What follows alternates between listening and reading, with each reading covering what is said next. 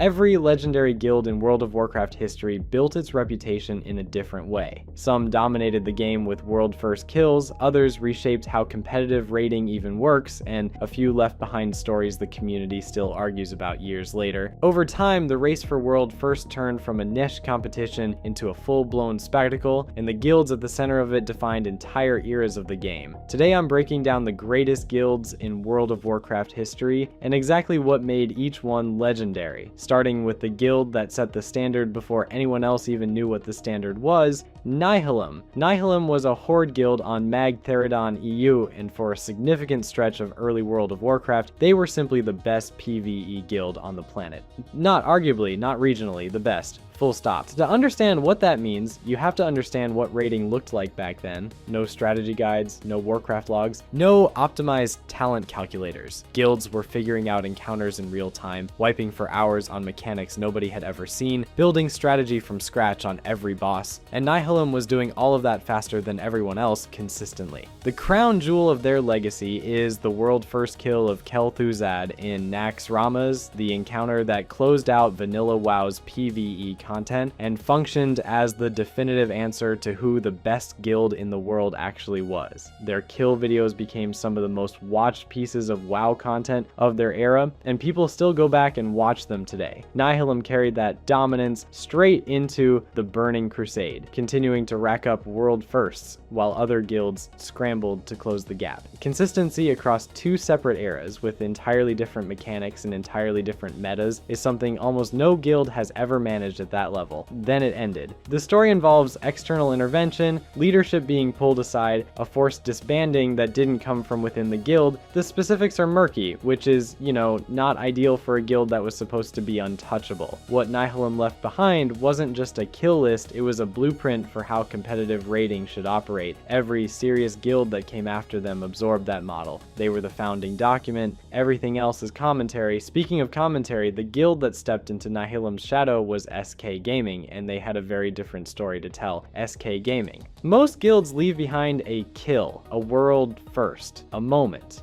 SK Gaming left behind something rarer. They left behind a record. Based on the Kazakh EU server and rating as Horde, SK Gaming was one of the earliest organizations to prove that European servers weren't just participating in competitive raiding, they were setting the standard for it. At a time when most guilds were treating documentation as an afterthought, SK Gaming's members were writing things down, kill lists, progression timelines, strategic notes, actual records of what happened and when, maintained with a consistency that almost nobody else in the early scene bothered with. Here's why that matters. Early WoW raiding history is a mess. Guilds disbanded overnight, websites went dark, forum posts vanished. The competitive scene moved so fast and with so little infrastructure that enormous chunks of it just ceased to exist as verifiable history. SK Gaming's documentation filled gaps that would otherwise be completely unrecoverable. Their records became primary sources, the kind of material historians actually used to reconstruct what the progression timeline looked like during vanilla and early expansion content. And they managed all of this while maintaining organizational stability across multiple expansion cycles, which, if you know anything about guild politics, is genuinely impressive. Most guilds don't survive one expansion. The drama alone dismantles them.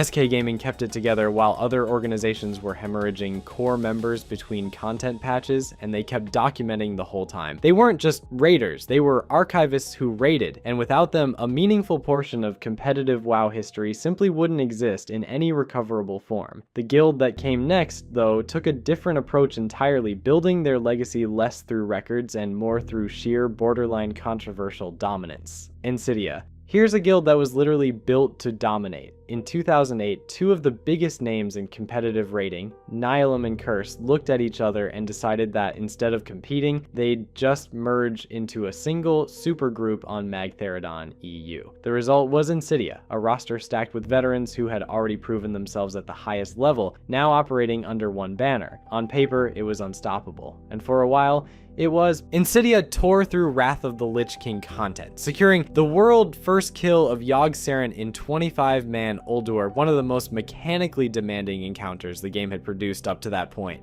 Yogg-Saron wasn't just a gear check, It was a coordination nightmare with multiple phases, sanity mechanics that punished mistakes, and enough moving parts to dismantle raids that weren't operating at peak efficiency. Insidia handled it, world first, clean. Then came the Lich King. Insidia secured the first 25-man Arthas kill, and the community went absolutely wild. One of the most iconic boss encounters in WoW history, the final villain of an entire expansion, down, world first. Except, turns out, no. Blizzard investigated and found that all 25 members who participated in the kill had used Serenite bombs during the fight. The problem was that Serenite bombs were triggering Arthas' ability to rebuild his platform, which inadvertently prevented a mechanic that was supposed to force players off the edge. The kill wasn't legitimate. All 25 accounts received 72-hour suspensions, and the world first was invalidated, which is, not ideal. The fallout from this was enormous. The community couldn't agree on anything. Some argued the players knew exactly what they were doing and gamed the fight intentionally. Others insisted it was an oversight and that Blizzard should have caught the exploit before the raid even opened. The debate about what actually constitutes a legitimate world first, whether an exploit is cheating if other guilds theoretically could have used the same tactic, ran for weeks. Insidia never fully shook the controversy. The guild kept competing and kept performing,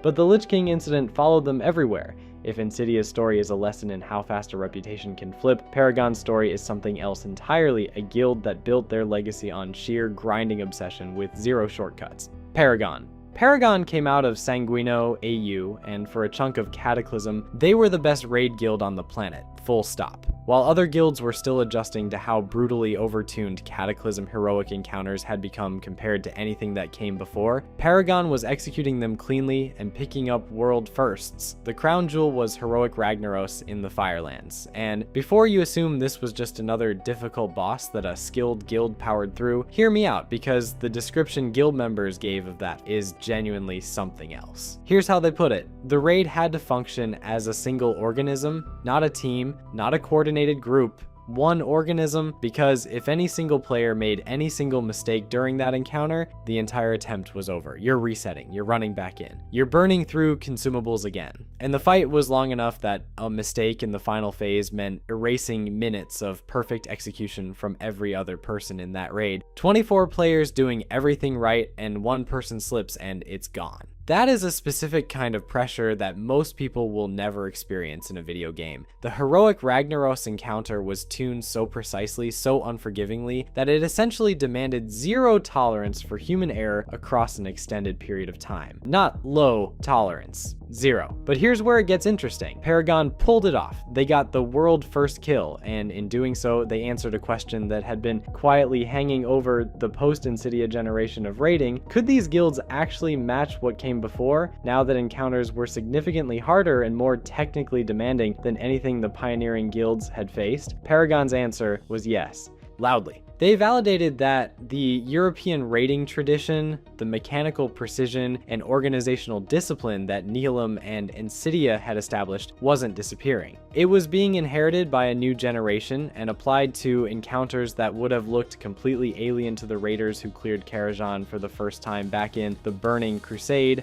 Cataclysm belonged to Paragon in ways that still get brought up when people talk about the hardest raid tiers the game has ever produced. If you think Paragon's level of precision sounds extreme, wait until we get to Method, a guild that turned that same precision into a 2-decade institution. Method. No other guild in World of Warcraft history has done what Method did. Not even close. Most elite raiding organizations get one era of dominance, maybe two if everything lines up perfectly. Method got nearly 2 decades. Think about what that actually means. The guild was securing world first kills during the Burning Crusade, competing at the highest level through Wrath of the Lich King, Cataclysm, Mists of Pandaria, Warlords of Draenor, Legion, and Battle for Azeroth. Every single time a new expansion dropped and the competitive scene reshuffled, Method found a way to stay relevant. Rosters changed, the game changed, rivals came and went, and Method just kept winning. It started in TBC. While Nihilum was the name everyone knew from vanilla, Method was quietly building something in the European scene. The guild secured the world first kill of Illidan Stormrage in the Black Temple, one of the most iconic encounters in WoW history, and announced to the competitive community that there was a new European force that wasn't going anywhere. Here's where it gets interesting. Maintaining that level for one expansion is a roster problem. Maintaining it for 7 is an organizational problem. And Method somehow solve both repeatedly across different metas, different raid formats, and different competitor landscapes. When Blood Legion was the dominant North American threat during Mists of Pandaria, Method was right there trading world first kills with them. When Exorcist challenged from Europe during Legion, Method held them off. When Limit came roaring out of North America during Battle for Azeroth, Method matched them boss for boss in Mythic Uldir, with tens of thousands of people watching live on stream. That Uldir race specifically was a turning point. The race to World First had always had a dedicated following, but Method versus Limit in Battle for Azeroth was the moment it became a mainstream streaming event. Viewers who had never raided at a competitive level were tuning in to watch two guilds fight through the same boss for hours, celebrating incremental progress, analyzing wipes in real time. The competition had become a spectacle, and Method was at the center of it. The dynasty framing is almost too clean, but it fits. Multiple eras, multiple rivals, constant roster turnover, and one consistent result. No other guild in the history of WoW competitive raiding has the resume that Method built across that span of time, but Method didn't do it alone. For a significant chunk of that timeline, there was one North American guild consistently matching them, pushing them, and occasionally beating them to the punch. That guild was Blood Legion. Blood Legion. Blood Legion didn't come from World of Warcraft. The core group that would eventually become one of the most important North American raiding organizations in WoW history built their competitive instincts in Diablo first, coordinating high-skill gameplay there before deciding the raiding scene in Azeroth needed some of what they were cooking. And it turns out, competitive coordination transfers. Who knew? By the time Blood Legion hit their peak, they were ranked 3rd in the world and were the undisputed US champions, which sounds impressive until you understand the context, because during this period, North American guilds were getting absolutely cooked by European organizations on a routine basis. The AU scene had Insidia, Paragon, Method, and a rotating cast of elite guilds who treated American challengers like a warm-up exercise. Blood Legion was the exception that kept US raiders from completely giving up hope, but then Mists of Pandaria happened. Heart of Fear opened, and Blood Legion went to work on Shek'Zir. 5 days later, she was dead. And here's the thing. That wasn't just a US first. That was the first time a North American guild had claimed an NBOSS world first since Vanilla WoW. Years of European dominance at the absolute top of the leaderboard ended by a guild that started in a completely different game. They weren't just racing against the clock either. Method was right there, competing directly across multiple encounters throughout that same tier, with world first kills split between both organizations depending on the fight. Blood Legion didn't lap them, they beat them where it counted most on the final boss in the fight that defines the tier. For North American raiders who had spent years watching EU guilds collect world firsts like they were grocery shopping, the Shek'Zir kill felt like actual vindication. Not a fluke, not a technicality. A legitimate, clean kill on the hardest encounter in the game ahead of the best guild in Europe. That's the Blood Legion legacy. A guild that carried competitive DNA from an entirely different game became the benchmark for North American raiding excellence, and then delivered the one result that proved US guilds belonged at the very top of the leaderboard. Speaking of guilds that thrived in Blood Legion's shadow though, another North American organization was quietly building something worth talking about. That's Midwinter. Midwinter doesn't get talked about enough. And that's genuinely a shame, because this Area 52 guild represents one of the most important transitional moments in competitive raiding history. Here's the thing. By the time Midwinter was operating at its peak, the landscape had changed completely from the Blood Legion era. Information was faster. Strategy dissemination was faster. The gap between what the top guild knew and what the second best guild knew had narrowed from a canyon to a crack. Every serious competitor was running similar talent pipelines, similar prep cycles, similar roster management. The advantages that used to separate the elite from everyone else had essentially evaporated, and Midwinter thrived in exactly that environment, competing in race to world first events during the modern mythic raiding era when you couldn't just out-information your rivals anymore. You had to out-execute them. Every single pull. What set Midwinter apart organizationally was the structure. Recruitment wasn't informal anymore. Training wasn't just show up and don't die. Scheduling was treated like a professional commitment, not a suggestion. Raid leaders were expected to come prepared, not just reactive. This is the guild that exists in the gap between Blood Legion's scrappy North American dominance and the fully corporate sponsor-backed era of Limit and Echo, and that gap matters more than people give it credit for. Midwinter is essentially what competitive rating looks like the moment before sponsorship money arrives and changes everything. The ambition is there, the infrastructure is there, the budget is not, and somehow they made it work anyway. Method was still the dominant dynasty through all of this, which made Midwinter's continued presence at the top table genuinely meaningful. Challenging an established dynasty without the resources to match them is a different kind of achievement. New organizations pushing back against the entrenched names is what keeps any competitive scene from calcifying into predictability, and Midwinter was proof that the field was still genuinely open to whoever wanted it badly enough. If that sounds like a guild operating in an era of careful, methodical competition, wait until you hear about the guild that emerged when a handful of players decided the careful approach wasn't working anymore and blew the whole thing up to start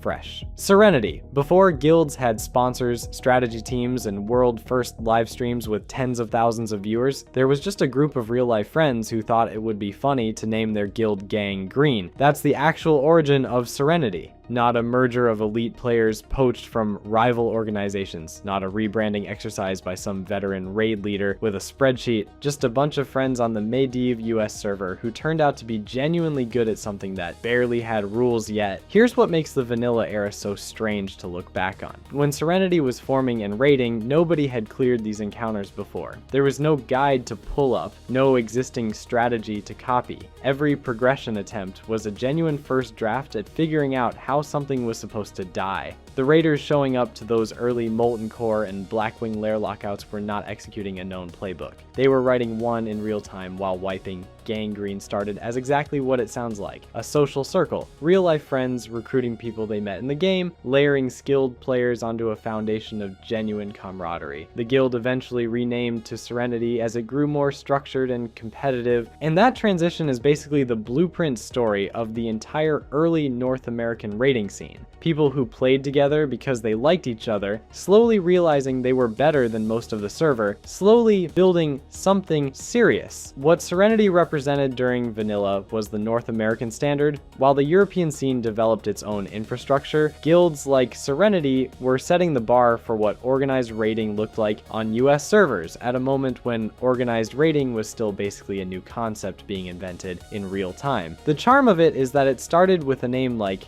Gang Green. There's something genuinely human about that. A reminder that underneath every serious competitive organization from this period was just a group of people who found each other in a new world and decided to tackle the hardest things in it together. That kind of origin story gets rarer the further you get into WoW's history. The next generation of elite guilds started to look less like garage bands and more like development studios. Speaking of organizations that operated like a well-oiled machine, Exorcist is up next, and they brought a very different kind of energy to the table. Exorcist. Most guilds that finish second get forgotten. Exorcist didn't. During Legion, while Method was busy collecting world firsts like trading cards, Exorcist pulled off something nobody had managed in years. They beat Method to the Gul'dan kill in the Nighthold, securing world first on one of Legion's most technically demanding encounters and making it very clear that the era of unchallenged dominance was over. But the Gul'dan kill wasn't just a world first. It was a production. Exorcist released footage that looked genuinely professional, properly edited, and put together in a way that made it watchable for people who had never touched a raid in their lives. Most world-first documentation before that era was raw stream footage that only the most dedicated fans bothered watching. Exorcist understood that the kill was the achievement, but the video was the legacy. That footage became some of the most watched competitive raiding content in WoW's history, and pushed the broader expectation that world-first kills deserved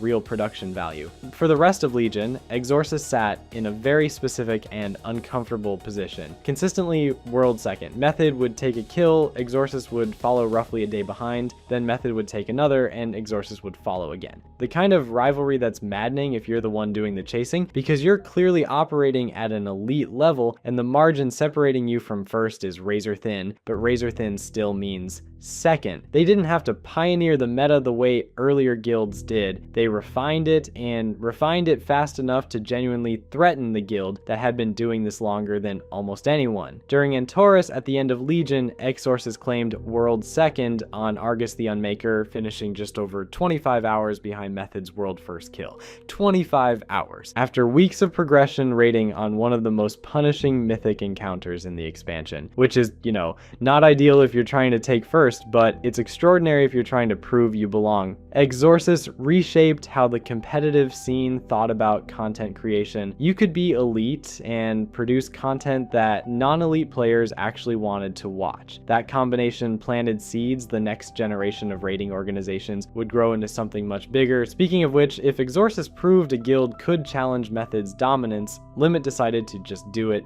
directly. Limit, here's a detail that most people skip over when they talk about Limit. Before these players were dominating World of Warcraft, they were competing in WildStar, a game that basically ran itself into the ground through population decline fast enough to make your head spin. But the raiders who came out of that scene didn't waste the experience. They brought serious cross-game organizational knowledge into WoW and immediately started competing at the top. That background matters because it explains how Limit hit elite status so quickly. These weren't players figuring out raid leadership on the fly. They already knew how to structure a competitive team, how to manage roster depth, how to build the kind of organizational muscle that separates a world-class guild from a very good one. The moment Limit became impossible to ignore was Battle for Azeroth's mythic Uldir race. Limit versus Method, North America versus Europe. The rivalry pulled tens of thousands of concurrent viewers to streaming platforms, which at that point was a genuine escalation for WoW raiding as spectator content. This wasn't just hardcore players watching nerds clear a raid, this was a competitive event with real stakes and a real audience, and Limit kept competing at that level. Raid after raid, they were in the conversation, pushing against Method and later Echo for world first kills, proving that a North American guild could sustain elite performance over multiple tiers without the organizational infrastructure that European guilds had historically relied on.